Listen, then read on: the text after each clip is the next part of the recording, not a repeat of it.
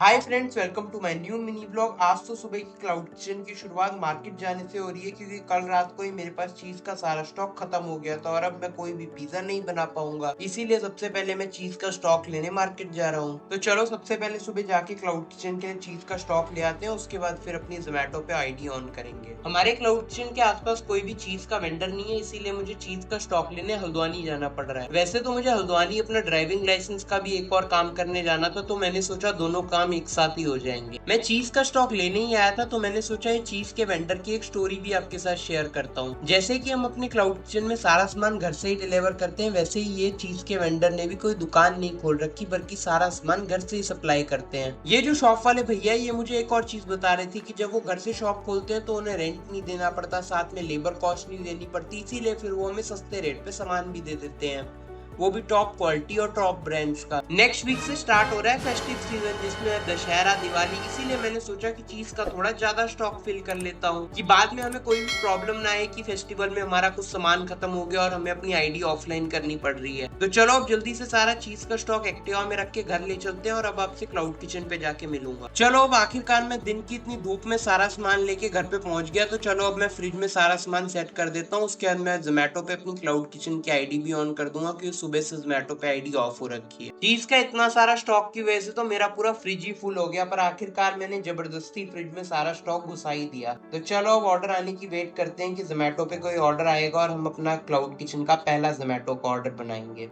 जिस भी दिन मुझे मेन हल्द्वानी सामान लेने जाना पड़ता है ना, उस दिन तो पूरा टाइम टेबल खराब हो जाता है, क्योंकि पहले सुबह जोमेटो की आईडी लेट ऑन होती है और फिर जोमेटो का ऑर्डर आने में भी टाइम लगता है। सुबह से जोमेटो की आईडी ऑफ होने की वजह से जब मैंने दिन में भी जोमेटो की आईडी ऑन करी तो शाम तक मुझे कोई भी जोमेटो का ऑर्डर नहीं आया। सुबह से इतनी भागदौड़ की वजह से मैं थक गया था, तो मैंने आधे घंटे का नैप लेने का सोचा, तो तभी मुझे जोमेटो से एक ऑर्डर आ गया। और जब मैं जोमेटो का ऑर्डर बना रहा था, एक कस्टमर का भी मुझे कॉल आ गया। कस्टमर को एक मखनी पिज्जा का ऑर्डर बनाना था। जोमेटो का जो ऑर्डर था उसमें कस्टमर ने वेज एक्स्ट्रावेगेंजा पिज्जा मंगाया था और कस्टमर को पिज्जा थोड़ा जल्दी चाहिए था, इसीलिए फिर मैं दोनों ऑर्डर एक साथ बनाने लगा। पहले तो सुबह से एक भी ऑर्डर नहीं आया था, और जैसे ही मैं ये दो ऑर्डर बना रहा था, मुझे जोमेटो से एक और ऑर्डर आ गया और इस ऑर्डर में एक पनीर रैप था। तो मैंने जल्दी से वेज एक्स्ट्रावेगेंजा और मखनी पिज्जा को बना के ओवन में डाला और मैं फिर पनीर रैप बनाने लगा। जोमेटो से तो हमारा पहला पनीर रैप का ऑर्डर था, और हम पनीर रैप में अनियन, कैप्सिकम, पनीर और रेड पेपरिका के साथ साथ चिपोटले सॉस डालते हैं। तो मैंने सोचा आप लोगों को बता देता हूँ कि हम पनीर रैप कैसे बनाते हैं। जब मैं पनीर रैप को ओवन में पकने के लिए डाल रहा था, मैंने उसमें थोड़ा सा बटर और ऑरिगेनो लगा दिया, जिससे कि उसका टेस्ट और ज्यादा अच्छा आता है और कस्टमर को ये टेस्ट पसंद आता है। जोमेटो पे तो वैसे हमारा क्लाउड किचन सुबह 9 बजे से रात को 3 बजे तक ऑनलाइन रहता है, पर जब आज मैंने 2 घंटे के लिए किचन ऑफलाइन कर दिया था,